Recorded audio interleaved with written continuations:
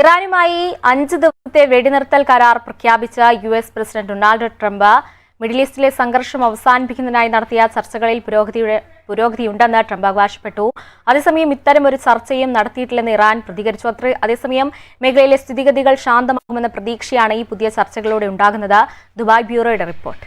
ഇറാന്റെ വൈദ്യുത നിലയങ്ങൾക്ക് നേരെ വലിയ ആക്രമണം നടത്തുമെന്ന് ട്രംപ് നേരത്തെ ഭീഷണിപ്പെടുത്തിയിരുന്നു. എന്നാൽ ശക്തമായി തിരിച്ചടിക്കുമെന്ന് ഇറാനും അറിയിച്ചിരുന്നു. ഇതോടെ വാദപ്രതിവാദങ്ങൾ രൂക്ഷമായി. ഇതിനിടെയാണ് അമേരിക്കൻ പ്രസിഡന്റ് ഡൊണാൾഡ് ട്രംപ് വേറിട്ട പ്രസ്താവന നടത്തിയത്.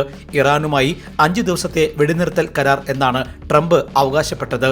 ഊർജ്ജ നിലയങ്ങൾ ആക്രമിക്കില്ലെന്നും ട്രംപ് സമൂഹമാധ്യമത്തിലൂടെ വ്യക്തമാക്കിയിരുന്നു.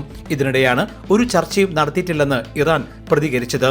ടെഹ്റാനും വാഷിംഗ്ടണും തമ്മിൽ ചർച്ച നടത്തിയിട്ടില്ലെന്ന് ഇറാൻ വിദേശകാര്യ മന്ത്രാലയം വ്യക്തമാക്കി.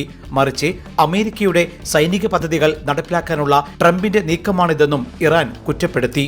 അതേസമയം മിഡിൽ ഈസ്റ്റ് മേഖലയിലെ സ്ഥിതിഗതികൾ ശാന്തമാകുമെന്ന പ്രതീക്ഷയിലാണ് ഈ പുതിയ ചർച്ചകൾ.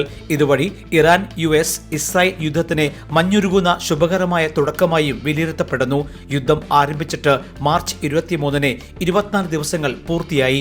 മിഡിൽ ഈസ്റ്റിലെ യുദ്ധത്തിൽ ആകെ മരണം 4400 കവിഞ്ഞു.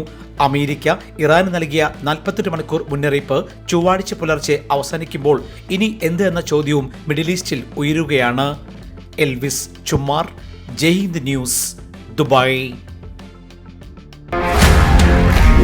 One anchor every week, 20 years, 1,000 episodes on one TV channel.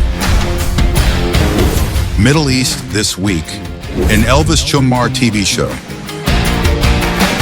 Exclusively on Jai Hind TV. Stay tuned for the 1,000 countdown.